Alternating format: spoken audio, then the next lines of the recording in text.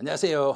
자, 여러분들 이제 세법이 어떤 게 개정이 돼 있고 우리 교재에 밥밥패스에서 어느 부분들 또 우리 통합이론서에서 어느 부분이 개정이 됐는지 궁금하신 분 많죠. 그리고 저는요 개정된 것 때문에요 내가 책을 못 보고 있다니까 뻥치지 마세요. 개정된 것 때문에 책을 못 보고 있는 거 거짓말이에요. 공부하기 싫어서 핑계를 대는 거예요. 다 이미 교재에 다 반영을 해놨는데 자 봐요. 개정된 거 이거예요. 수감자. 수감자에게 서류를 송달할 때 어떻게 송달하는가? 이거 올해 개정이 됐어요. 근데 교재에 이미 다 들어있었잖아요. 자, 봐요. 송달을 받아야 될 사람이 교정시설에 또는 경찰 유치장에 체포나 구속이나 유치된 경우. 그럼 유치장에 깜빵에 들어있으면 어디다가 서류를 갖다 주냐? 서류 송달 어떻게 하는가? 요즘 막 나오잖아요. 서류 송달. 서류 송달 어떻게 해야 돼요? 그러면 그 사람 집으로 갖다 줘요. 그럼 집에 없잖아요. 이미 깜빵에 들어갔으니까. 없잖아요. 깜빵으로 갖다 줘야죠. 그래서 교정시설의 장이나 국가 경찰 관서의 장에게 송달합니다. 아, 우리 앞에서 배웠던 거네요. 네, 배웠어요. 그런데 선생님, 개정되기도 전에 어떻게 책에다 넣어놨어요? 아니, 그러니까 능력이죠. 아니, 개정된 걸 알고 미리서 잡아 놓는 게 그게 능력이지. 개정되고 나서 책에다 넣으면 그게 능력이냐고. 그래서 여러분들은 이미 교재에서 다 배웠잖아요. 그래서 교정시설이나 경찰서, 국가경찰관서의 유치장에 구속이나 체포, 유치됐을 때는 그 사람에게 서류를 송달할 때는 그 관서장에게 보내는 거예요. 자, 그럼 교정시설의 장에게 전달하면 거기서 그 교정시설에 유치되어 있는, 구속되어 있는 사람에게 전달해 줄 수 있다는 이야기예요. 근데 그 교정시설에 구속되어 있는 그 사람 이름으로 가는 게 아니라 그 교정시설의 장한테 보내셔야 돼. 장한테 보내가지고 그 사람에게 송달하시면 그 안에 있는 구속되어 있는 분에게 전달이 될 거란 이야기예요. 이렇게 서류 송달하시면 돼요. 이게 올해 법이 개정이 된 거예요. 자, 두 번째. 이제 공무원과 공시송달은 이거는 교재는 바뀌어져 있어요. 교재에 바뀌어져 있는데 교재에서 설명을 아예 안 했을 거예요. 어차피 공휴일이 똑같은 거니까. 자, 세무 공무원이 그 사람 집을 두 번 이상을 방문하는데 기간을 계산할 때 지금까지는 공휴일이나 토요일은 산입하지 않았어요. 그런데 공휴일, 토요일만 공무원이 일하지 않는 게 아니라 이제 공휴일도 일하지 않죠. 대체 공휴일도 일하지 않죠. 토요일도 일하지 않죠. 일요일도 일하지 않죠. 그래서 공무원이 일하지 않는 날은 빼고 이 말이에요. 그러니까 공무원이 일하는 날 기준으로 해서 가서 방문하는 거. 공무원 일 안 하는 날은 이건 계산해서 빼자 이거예요. 계산해서 빼자. 그래서 지금까지는 공휴일하고 이 토요일만 잡아놨는데 이제는 공휴일, 대체 공휴일, 토요일, 일요일까지 다 잡아서 실제로 일하지 않는 그 날짜는 다 빼주자. 그래서 이거는 중요하지 않으니까 우리 강의할 때는 설명을 안 했던 거예요. 책에는 다 있어요. 책 찾아보세요. 있는 거 없는 거? 있어요. 분명히. 책에 다 들어있어요. 자, 이제 여기도 엄청 중요하다고 그랬잖아요. 중단 사유 중에 지금까지는 압류라고 돼 있는데 이번부터는 압류가 나눠졌죠. 어떻게 나눴냐면 압류 금지 재산이나 제3자의 압류 재산 압류한 경우는 압류 금지 재산은 이건 절대 압류하면 안 돼. 그런데 압류를 할 수 없는 재산을 압류해 버렸어.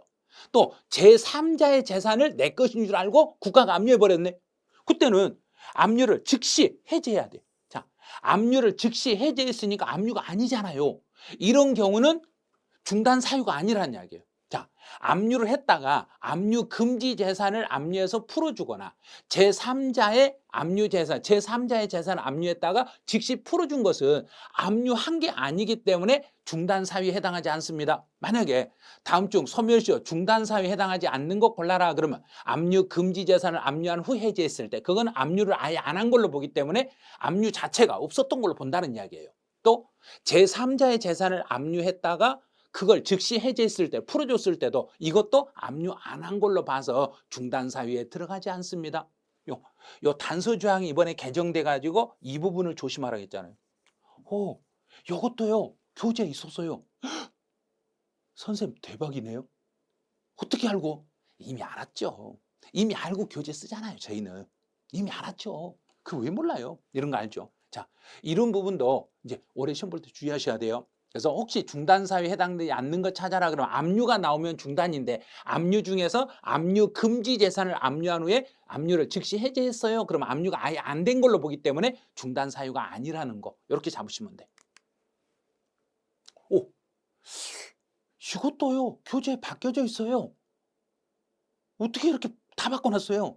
자, 지금까지 우리 이제 불복을 제기할 때 지방세 같은 경우는 1,000만 원 미만이었을 때는 1,000만 원 미만이었을 때는 4촌 이내 혈족을 대리인으로 선임할 수 있는 이제부터 법이 바뀌었어요. 올해부터 법이 바뀌어가지고 이제는 2,000만 원 미만이었을 때요. 지방세 2,000만 원 미만이었을 때는 혈족을 대리인으로 선임할 수 있습니다. 와, 이것도 앞에서 선생님 다 설명해서 들었잖아요. 네, 이미 올해 개정된 건데 이미 교재에 반영돼서 개정된 걸로 했잖아요. 네. 자, 올해 이거 조심.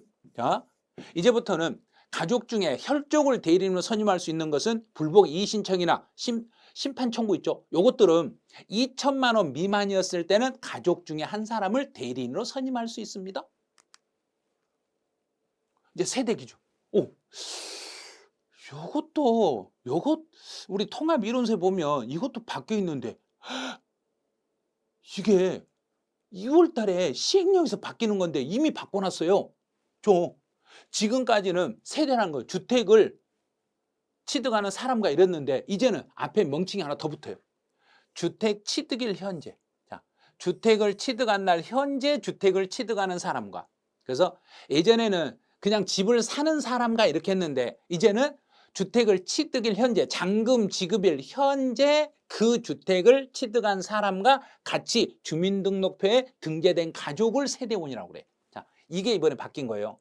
취득일 현재 그러면 잔금 지급일 현재 그 주택을 취득하는 사람과 주민등록상 동일한 주소지에 가족으로 등재되어 있는 사람을 1세대라고 하겠습니다. 이렇게 개정이 된 거예요. 촬영의 초과로 이것도 교재에 바뀌어 있는 것 같은데요. 네, 바뀌어 있어요. 촬영이라는 것은 차수명. 자, 작년까지는 어떻게 됐냐면 상속 개시일부터 3개월. 이거 이제 쓰시면 안 돼요. 자, 차 수명이 다 돼가지고 차 수명이 다 된 차량을 승계받았을 때, 상속을 받았을 때, 이 경우는 어떻게 하면 취득세를 안 내도 돼요? 그러면 상속 개시일이 속하는 달의 말일부터 6개월 이내에 말소 등록된 차량에 대해서는 그러면 6개월 안에 폐차를 해버리면 말소해버리면 그때는 취득세 비과세입니다. 작년까지는 3개월이었는데 이제부터는 6개월로 바뀐 거예요. 자, 올해부터 취득세 상속을 받았을 때 취득세 신고 날짜하고 동일하게 해드리겠습니다. 상속 개시일이 속하는 달의 말일부터 6개월 안에 말소 등록을 해버리면 이 차량은 상속을 받았더라도 취득세 비과세 혜택을 받습니다. 이것도 교재에 바뀌어 있던데요. 네, 이미 바뀌어 있어요. 이미 개정될 걸 알고 미리서 바꿔놨기 때문에 이 규정으로 교재에 아마 수록이 돼 있을 거예요. 혼인으로 인한 경우, 요거 종합부동산세 이런 규정 없는데 이거는 그 앞에 정의 부분에 있는 것이라 이거는 책에 반영을 안 해놨어요. 자, 이거는 교재에 반영은 안 돼 있는데 양도소득세하고 똑같아. 자, 양도소득세도 결혼하면 작년까지 5년이었잖아요. 근데 올해부터는 이제 10년으로 바뀌었죠. 10년. 그리고 종합부동산세도 결혼하기 전에 나도 집이 있고 배우자도 집이 있으면 10년 동안은 각각 집 한 채씩으로 봐가지고 10년 동안은 불이익을 주지 않겠습니다.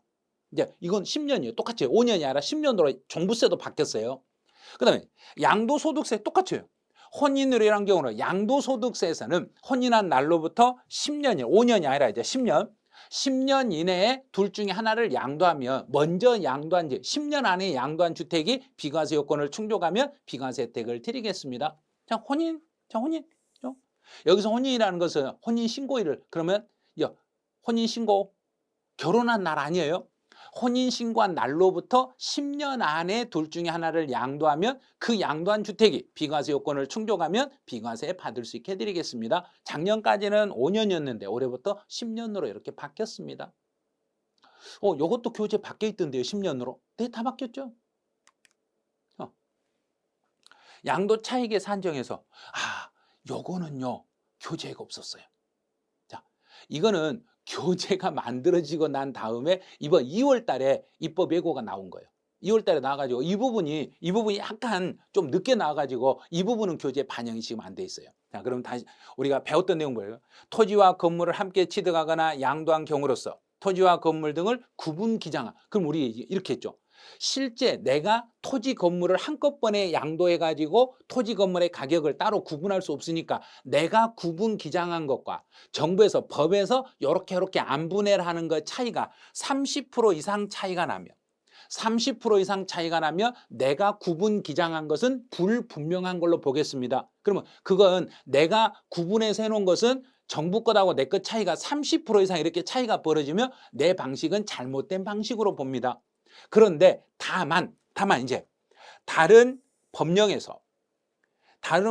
따라서 구분한 경우 다른 법령에서 이렇게 하세요 하고 다른 법에서 하라고 해서 내가 구분 표시를 했을 때는 그때는 그 사유에 해당하는 경우는 제외하겠습니다. 그 말은 30% 이상 이렇게 차이가 벌어졌더라도 30% 이상 차이가 벌어졌더라도 그 차이가 다른 법령에서 이렇게 하세요. 다른 법령의 규정을 따라 가지고 내가 구분했을 때는 30% 이상 차이가 나더라도 내 방식은 불분명한 방식이 아닙니다. 이런 방식이에요. 그럼 이제 요거는 특별히 올해 이거 시험 볼 때 조심을 하셔야 돼. 올해는 주의하셔야 돼, 이거는. 그래서 일단 30% 이상 차이가 나면 불분명한 걸로 봤지만 내가 구분 기장한 게 내 방식에 내 멋대로 한 게 아니라 다른 법령에서 이렇게 하세요 하고 그 법령 규정에 따라서 내가 구분했을 때는 30% 이상 차이가 벌어지더라도 내가 구분한 방식은 불분명한 게 아닙니다. 이렇게. 자, 요것만 특히 조금만 더 요 교재에 요 부분만 더 추가로 아마 정리를 해 놓으시면 아마 될 거예요. 그다음에 장기보유 특별공제 이 부분도 이제 신설이 됐는데 이거는 3년 전에 신설이 된 내용인데 이번에 3년 전 내용이 올해부터 이제 시행되는 규정이에요. 자, 어떤 규정이냐면 이제 장기보유 특별공제는 자, 1세대 1주택이었을 때는 2년 이상을 보유하며 보유 기간에 따른 공제 플러스 거주 기간에 따른 공제를 더해서 최대 80%까지 공제를 받을 수 있는데, 자, 그런데 이제 문제는 이제 용도를 주택이 아닌 건물을 사실상 주거용으로 사용하거나 공부상의 용도를 주택으로 변경하는, 그래서 용도를 주택으로 변경했을 때, 용도 변경. 자, 상가를 주택으로 용도 변경했을 때는, 그때는 어떻게 하나 이거예요. 용도 변경했을 때는 보유기간별 공제를 곱하여 계산한 금액과 거주기간별 공제를 곱하여 계산한 것을 합한 금액으로 갑니다. 이게 뭔 뜻이냐면 이거예요. 자, 보유기간별 공제를, 자, 여기서는 주택이 아닌 건물로 보유한 기간에 따른 보유기간별 공제율을 적용하는 때 여기는 주택이 아니니까 매년 2%씩 적용하시고 또 1세대 1주택으로 보유한 기간은 매년 4%씩 적용해가지고 이 두 개를 더해서 여기 최고 한도는 40%까지 하시고 여기까지 한도로 40% 하시고 또 거주기간에 대한 공제는 1세대 1주택이니까 거주기간에 대한 공제는 매년 4%씩 적용해서 최고 한도 40%를 적용해서 40% 적용해서 최대 80%까지 공제를 받을 수 있습니다. 자, 여기서 주의할 것은 일단 상가에서 주택으로 용도 변경했다. 그러면 용도를 변경할 때, 자, 여기서 상가였어요. 자, 이제 여기서 주택으로 용도를 변경했으면 이제 여기서 양도했다고 봐요. 그럼 상가에서부터 주택으로 용도 변경할 때까지는 여기까지는 보유기간별 공제를 매년 2%씩 적용하시고 주택으로 1세대 1주택으로서 양도했을 때는 주택 1세대 1주택이고 2년 거주기간을 적용했을 때는 여기는 매년 4%씩 적용을 받아서 보유기간별 공제를 이렇게 적용하세요. 이렇게. 그래서 용도가 변경되기 전에 주택으로 용도 변경이 전에는 2%만 적용해가지고 보유기간별 장기보유 특별공제를 구하고 또 주택으로 용도가 변경이 돼버리고 거기서부터 1세대 1주택이면 보유기간 주택으로서 보유한 것은 그때는 4%씩 공제해서 요 두 개를 더해가지고 토탈 40% 한도 내에서 공제를 해드리겠습니다. 엄청 어렵네요. 엄청 어렵죠. 그래서 이거는 실무에서 적용하는 거고 시험용으로는 거론하기가 힘든 내용이에요. 그래서 교재에는 쏙 빠진 거예요. 이 내용은 우리 일반 교재에는 빠져 있으니까 이걸 익히려고 하지 마세요. 이게 익히려다 갑자기 세법 머리 지나버릴 수가 있어요. 이제 장기보유 특별공제에서 주택으로 보유한 기간을 계산할 때 주택으로 보유한 기간을 어떻게 계산해요? 그러면 용도를 변경했을 때 주택으로 보유한 기간은 해당 자산을 사실상 주거용으로 사용한 날부터 계산합니다. 그러면 주택으로 사용하기 전에는 상가로 보고 실제로 주택으로 사용했을 때 거기서부터만 주택으로 보겠습니다. 근데 사실 확인이 안 되면 어쩔 수 없죠. 자, 사실상 주거용으로 사용한 날이 분명하지 않았을 때는 그 자산의 공부상의 용도를 주택으로 변경한 날부터 계산합니다. 그래서 사실상 주거용으로 사용한 날부터 하되 사실 확인이 안 되면 공부상 주택으로 언제 바뀌었는가, 공부상 주택으로 바뀐 날로부터 사실 안 되면 공부상으로 판단하시겠습니다. 이렇게. 자, 2월 과세 적용. 요것도 강의할 때 잠깐 설명했죠. 2월 과세를 적용받을 때 이제 토지나 건물이나 특정 시설물 이용권이나 부동산을 취득할 수 있는 권리까지는 작년에도 그대로 적용이 됐어요. 그런데 올해부터 다시 추가로 적용되는 게 이 부분이 금투세라고 금융투자소득세라는 게 유예가 되다 보니까 다시 양도소득세로 다시 들어왔어요. 그러다 보니까 이게 하나 새로 신설된 거예요. 그래서 2월 과세 적용받는 자산 속에는 양도일 전 1년 이내, 양도하기 전 1년 이내에 증여받은 주식도 들어있어요. 자, 이제 주식은 10년이 아니에요. 10년 전에 내가 증여받은 주식이 아니라 1년 전에 증여받은 배우자나 직계 존비속에게 1년 전에 증여받은 주식을 양도하는 게 2월 과세 대상에 들어왔다는 이야기예요. 그래서 양도일 전 1년 이내에 증여받은 주식도 2월 과세 대상에 포함됐습니다. 이것만 교재에다 하나 메모해 주시면 돼요. 요거는 교재 안 들어있어요. 이건 너무 늦게 나온 지문이라 요거는 지금 안 들어있어요. 다 끝나버렸네. 그러면 지금 우리 교재에 들어있는 게 개정된 것들 다 이미 반영했잖아요. 이미 반영했기 때문에 여러분은 공부하실 때 뭐 밥밥패스로 공부를 하시든 통합이론서로 공부하시든 지금 공부하신 분들은 이 교재만 믿고 따라가시라는 이야기예요. 교재만 믿고 따라가시고 이 교재에서 나중에 개정이 돼가지고 추가로 보충된 게 있으면 반드시 지금처럼 다시 이거 개정이 됐어요 하고 설명해서 붙여드릴 테니까 언제나 지금 여러분이 보고 있는 교재만 계속 반복하고 계세요. 반복하고 계시다가 이제 개정된 게 있으면 제가 인터넷 제 밴드에도 올릴 거예요. 저 개인 밴드에도 올릴 거고 유튜브에도 올려드릴 거고 또 메가랜드 홈페이지도 계속 올려드릴 거고 하니까 이런 것들은 그냥 누구든지 다 볼 수 있게 해드릴 테니까 개정된 게 있어요. 그러면 그때 강의를 해서 다시 이렇게 차근차근 올려드릴게요. 그래서 지금 1월 달하고 2월 달에서 개정된 건 저희 밥밥패스나 통합이론서나 여기에 다 반영이 돼 있는 상태이기 때문에 추가로 더 따로 뭐 이걸 베끼거나 그럴 필요는 없어요.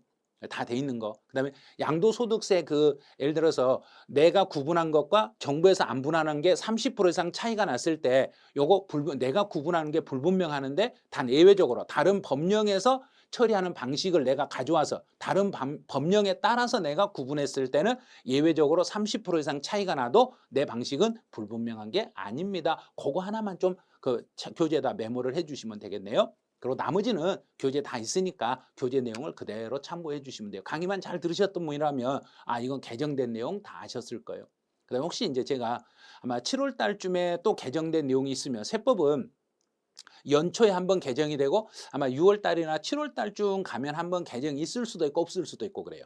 그래서 1년에 한 번 정도 개정이 되니까 이 개정된 건 딱 한 번 정리하면 그다음부터는 아마 거의 없을 수도 있어요. 나중에 제가 한 7월 달쯤에 개정이 혹시 많이 되면 그때 가서 개정세법을 다시 한번 해드릴 건데 없으면 안 할 거예요. 없으면 안 할 거고 개정된 내용도 개정된 내용으로 시험용으로 출제되는 게 어떻게 출제돼요? 그럼 그걸 개정용으로 또 전환해서 나중에 다 문제 풀 때는 개정용으로 전환해 가지고 다 문제가 반영이 되니까 그런 것만 이거는 개정된 내용이에요 하고 강의할 때 말해 드릴 거예요. 말해 드릴 거니까 그때만 참고해 주시기 바라네요. 이제 오늘의 마지막 멘트 자, 성공은 노력 곱하기 시간입니다. 노력에다가 시간을 곱하면 성공할 수 있어요. 세상에 공짜는 없어요. 공짜가 어디 있어요. 그래서 그냥 계정세법을 이렇게 강의를 들으시면서 강의를 들으신 분하고 안 들으신 분하고는요 차이가 있을 거란 이야기예요. 그래서 언제나 어떤 일을 하더라도 그냥 공짜는 없다고 생각하세요. 모든 게 대가성이 있는 거라고 생각하시고 여러분들이 공부를 하실 때 내가 이걸 열심히 공부해서 내가 왜 공부를 하는가 그 이유는 나중에 뭔가를 내 손에 잡기 위해서 공부를 하시는 거예요. 그래서 지금 손에 안 들어올지라도 나중에 내가 공부해 놓은 만큼 내 손에는 확실히 들어올 거예요. 그래서 많이 알고 계시면 많이 손에 쥐울 수 있으니까요. 여러분들 너무 급하게 포기하려고 하지 마시고 하는 데까지 최대한 노력을 해가지고 끝까지 최선을 다해서 36회 합격을 꼭 만들어 보시기 바라네요. 자, 36회 시험 합격할 때까지 같이 여러분하고 같이 해드릴 테니까 여러분도 저희 믿고 메가랜드 믿고 또 세법 저를 믿고 같이 한번 해주시면 충분히 합격할 수 있게 해드릴 테니까 반드시 합격한다는 믿음으로 여러분들 마지막까지 최선을 다해 주시기 바라네요. 자, 그럼 이제 개정세법 해설은 상반기 해설은 여기서 마치고 하반기 때 혹시 기회가 되면 다시 만나 뵙기로 하죠. 네, 여러분들 수고하셨습니다.